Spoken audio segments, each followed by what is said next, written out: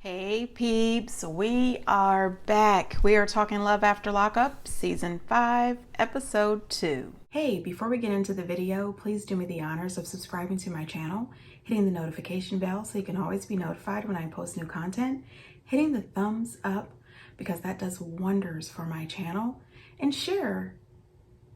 Thanks. All right, so this episode starts off with Renika and Asante. And,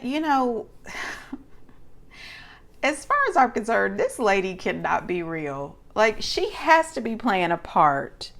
We start out the episode, it is 5:23 or 5:24 in the morning, and Asante has slipped out. Okay, he has gone, to this other woman's house. Renika wakes up at 12:30 and she has got an attitude. All she got from him was a text with his new phone number. And she is so upset, talking about, where is he at? Where is he at? I didn't even get a chance to make him breakfast. Girl, he put it on you so hard you slept through breakfast and half a lunch. I mean, this is ridiculous. Listen, there is no way that I'm going to bail some dude out from jail using my children's college fund money and then hear from the other woman who put in the other part of the damn bail, who is telling you that she is his girlfriend, and then you still take this dude home, lay up and have sex with him before anybody took a nice shower. At least it didn't look like it. And then wake up the next morning and the next afternoon, and this dude is not anywhere in sight. She sits there for hours upon hours waiting for this dude, calling him, leaving messages, calling her friend, whining and complaining. Listen, that is enough time. I Googled it to find out how long does it take to drive from Atlanta to Kentucky. It said a little over 5 hours. Listen, that was enough time for her to check out of her Airbnb, roll by her friend Ray's house, pick up her daughters, and carry your ass home. You had absolutely no business taking your kids out of school, and they are of high school age, taking them out of their high school, away from their family and their friends and everything that they know, to bring them down to Atlanta to chase after a man that you have never met outside of jail. Then you got all the information you needed and you still took him home and had the sex. No ma'am, no ma'am, no ma'am. Okay, so then instead of just saying, let's chalk this shit up and go on, let's just go on home. Mama made a mistake. Mama is a fool.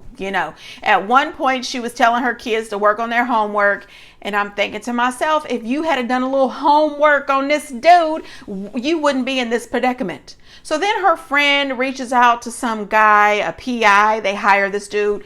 No ma'am. No ma'am, no ma'am. Who is paying for this PI? Is this money coming out of the college fund? I don't understand this. Then she's having a conversation with the girlfriend and Miss Auntie, and at one point she calls her dumb. And I said, well, what? I know you're not calling Auntie dumb. No, ma'am. You and her both. Y'all got the same boyfriend. This doesn't make any sense. She gets upset talking about Auntie said that she been dating him for 2 years and I've been with him for 18 months. He has played the both of you for fools for 2 years. And, in 18 months for you. Girl, there is no way I'm sitting around with a PI trying to find out where this dude is. And, she's going through the text messages, finds the girl is staying at a hotel. And, he's not calling her. He's not responding to her text messages. None of this. Why waste this energy? Why? I mean, this blows my mind. You and your friend are out here as if you are the local authorities and you have got a warrant out for this dude's arrest. No, ma'am. I be damn if my grown ass, a mother of 2, is going to be out in the streets trying to track down a motherfucker who don't want to be found. You've got his phone number. You have been calling and texting. He's not responding to you. Move on, ma'am. This is ridiculous. I can't. My only thought is, girl, pay more attention to your children. Care more about them than this relationship. That's all I'm saying. Now, as I say that, we know that he's passed away, so I don't mean anything bad against him. You know, it's hard to say negative things about somebody who has passed away. I kind of wish the show hadn't aired their scenes, but because they did, I have to review it, and that's just my opinion. While he was alive, he was totally playing you, and, you know, you were falling for it, and that to me is a disgrace. Girl, move on. Andy and Brittany. All right, so Brittany is super excited. She's out of jail. It's her son's birthday. She's trying to get back to the hotel. She wants to get showered and dressed and head over to the party. You know, when she gets to the hotel, I totally understand her being excited to be at a nice hotel, to be able to jump in the pool and all that stuff. I understand that. However, you know you're in a time delay, so you don't really have time to jump in the pool and then track those people's hotel with all that damn water. I thought the least they could have done was try to dry off a little better than track all that water to them people's hotel. Somebody has to clean that up. Now, while they're at the hotel, and you know, you can tell that her daughter Gracie is uncomfortable. Gracie comes into the room. She's crying. She's upset. She wants to speak to her mom. She's flipping out. She just wants to be around her mom. It's a little too much for her. And I think with the way this is turning out, that it most definitely would have been a better idea if she would have just let Gracie pick her up from prison and just spent that whole time with her kids, because she's been away from her kids for over 2 years and they just really need their mom, you know. So Gracie is flipping out. She is crying. She is, you know, not okay. And I did appreciate that Andy, you know, told the producers, he's like, hey, I know you guys are catching this private conversation. Turn that off. Stop doing that. And I was really surprised that they actually did, because most times they just let the cameras keep rolling. They let the microphones keep playing, you know, but they didn't this time. My thing with Brittany was, I don't think that she actually understood what her daughter was going through. Her daughter, to me, has been through a lot of trauma. And it also seems as if her daughter has had to be the mom for these kids while she was in prison. And she's just missing her mom. I think she just wanted to just hold on to her, keep her eyes on her. You know, she was happy to see her, and it's been such a long time. I think that she needs to relax a little. Don't focus on a relationship with Andy at the time. You need to focus on being with these kids, being a mom with these children. One thing that I also found weird too is when Andy was showing her all the things he got for her, he felt the need to explain to her that it was only $500, not $1,200. And I thought, why do you have to explain anything to her? She doesn't have a job. She doesn't have any money. And that is your money, and that is a gift to her. So she really doesn't deserve or need an explanation. However, the explanation he gave her, I think, is a lie. He told her that he would get her the other $700 soon, but there had been some fraud on his account. I don't buy it.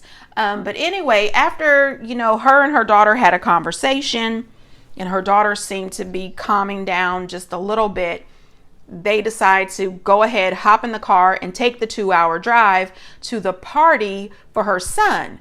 Now, what really pisses me off is after they get to the party for her son, she jumps out of the car, she goes over to Andy's car, and she grabs out the presents, the cake, and all the stuff that Andy got for her child. And then she tells him that him and his son can just sit outside for 2 hours because they're not coming in. And she didn't say it with any kind of compassion. No, let me pull you to the side and explain to you, I've decided that it's too soon for you to meet the kids. And what pisses me off so badly, she had the opportunity to tell him back at the hotel, hey, Andy, you know, Gracie really wants to spend more time with me. The way she reacted, I can tell that my other kids are probably going to feel the same way. Maybe it's not a good idea for you and Barry to come to the party. Maybe you and Barry can go out and spend some quality time together, have dinner, and then meet me later or something, you know, or maybe we can hook up tomorrow. Let me spend the night with my kids or something. It definitely could have been handled better than that. And the fact that Andy and his weak ass decided to just lay up against the wall with his son and wait for 2 hours. Are you serious? You should be concerned about Barry as well. Barry has been on this road trip from hell with you for 2 days. Barry has been going through the shits. He's tired too. He needs a nap too. He needs something to drink, something to eat. What? We are not going to have this child standing out here for 2 hours. This was all kinds of wrong and all kinds of disrespectful. Not only that, the place that they're at is a public place. Are you telling me that Barry and Andy couldn't come in and get a table and have something to eat while you and your family are over here doing something else? I mean, there are options. This is ridiculous. My option would have been for Andy and his son to get in the car and leave. Go home. This is ridiculous. Anyway, moving on. Sheree and Anthony. All right, honey. So Anthony was getting out of jail the next day, and here's the gist of it. I don't really love that little Rich, which is her son, little Richard. I don't really like that he calls Anthony Pops. He's got a father. I don't love it, especially since he doesn't know Anthony outside of jail. That's another thing. I really hate it when you bring inmates and kids and you put it all together. I just don't love it. Her son seems like a sweetheart. He seems like such a smart young man. He says that, you know, when Anthony gets home, he doesn't want any problems. He doesn't want any issues. He doesn't want his dad to be upset. He doesn't want Anthony to be upset. He doesn't want his mama upset. He wants no arguing, no conflicts. And you know, this little boy is so adorable. And I want everything that he wants. I do not want this little boy upset. I don't want a whole lot of arguments, fussing and fighting. But I tell you what will be an argument is if Anthony thinks he's about to bring his ass out of jail and try to tell Big Rich, Little Rich's dad, how to fucking parent. No, sir. That is a no-go. I don't think that Anthony has any rights to walk up to this man at any time and tell him what you think he is doing wrong as a parent. You are not Rich's dad. All parenting decisions need to stay between Sheree and Rich, not you, Anthony. Okay, you are not even her husband. That marriage certificate is fake as hell. And her on here talking about, oh, Anthony is such a great stepfather. No, he ain't, because he's not married to you. Or the comment that she made that he's a great role model. No, ma'am. No, ma'am. Someone who is in and out of jail on a regular basis. No, ma'am. No, ma'am. And I would also like to say that even I, who has zero fashion sense, I thought that outfit that she wore to pick him up from jail was deplorable. Ma'am, it was not given what you thought it was given. From the top all the way down to those shoes. No, ma'am. It wasn't given what you thought. I'm just saying. Anyway, I do look forward to seeing how this is going to work out. But so far, she is really pissing me off with this whole he's a great stepdad. And then him talking about he's going to talk to Rich about his parenting. No, you're not. Mind your business. This man's parenting is not your business. Moving on. All right, so Kelsey and Mikey are back. And I have to tell you that I wasn't really happy to see that they are back. And it's just because I like her and I want nothing but the best for her. And I just don't think this relationship is going to work out. Now, first, I would just like to say that I was so sad to find out that her mom died, but not only her mom, Mikey's mom too.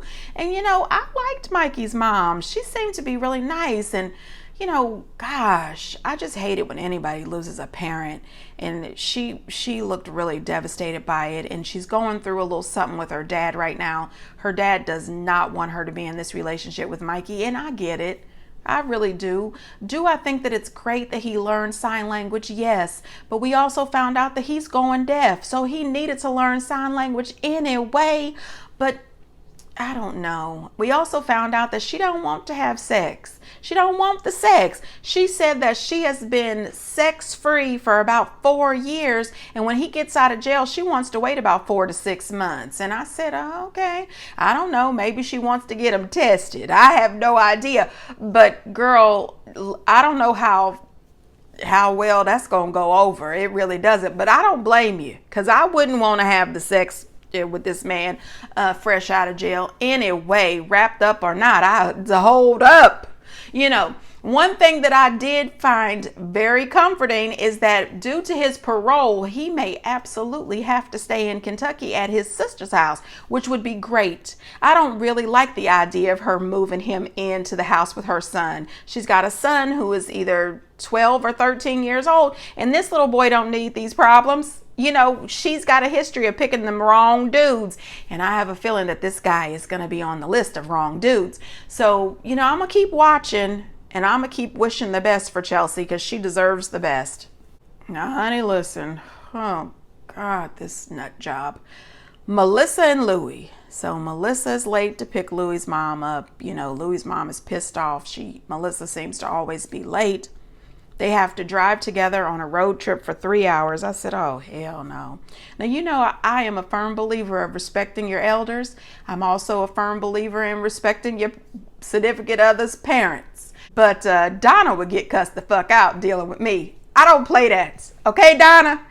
I am grown. You are not about to talk to me crazy. And Donna, you know, she doesn't know. She thinks that she has the right to say whatever she wants because she's the oldest and she's Louie's mama. But no, ma'am. Donna wants to control Louie and Melissa. Melissa wants to control Louie. Okay, what's going to happen is Louie is going to get out of jail. He's going to get a job, get his teeth fixed on Melissa. And he's going to leave her ass. He really is. And you know what, Melissa, it'll be your own fault because you're stuck in 10th grade. This man, when he was in high school and he had good teeth and he was, you know, on the basketball team and all the ladies loved him, he wasn't looking at your ass, not even a tiny bit. But now that he is a convicted felon with a drug problem, with no teeth and no job, he's interested. No, ma'am. No, ma'am. No, ma'am. I would not be bothered. Now, when they go for the restroom break, she calls her daddy to complain and tell him how his mom, Louie's mom, is being rude. Her dad decides to call to try to get Louie's mom in check. Now, this is the thing. You can say whatever you want to say, daddy, over the phone to Louie's mom. She's probably going to play nice for 5 minutes. And then she's going to go back to being who the hell she really is. You and your dentures, rest yourself. It makes no sense. Don't get yourself worked up because this woman is crazy. What you need to do is convince your daughter that she should put Louie's mom in her place. Period. Stand up for yourself, girl. This is ridiculous. And by the time they pick Louie up, Melissa is wearing that cheerleading outfit. I said, girl, why don't you just put the cheerleading outfit on when y'all get to be alone together? Don't wear this stupid outfit. And, you know, she picks him up. She's wearing the outfit. She's got the pom-poms going. She looks ridiculous. Donna is cock blocking. Donna is not about to let him have any sex. She's not going to let him have a good time. He's hugging Melissa, hugging his mama, hugging Melissa, hugging his mama. If he's hugging Melissa, his mama's looking at him crazy. This is about to be a mess. They are about to play tug of war with this dude, and it makes no sense. Melissa, listen. Do yourself a favor. As a matter of fact, do all of us a favor. Take yourself back home to New Jersey. Check yourself into the local mental health clinic for a couple of months, you know, just a couple of months. Get yourself some help and some medication and then go on back home to your family. You know, find somebody else. You are no longer in high school. High school is over. You're a 40-year-old 10th grader. Please stop doing this. Don't do this to us. Please, I have had it. Anyway, peeps, get down in the comments and let me know what you think. And until next time, bye.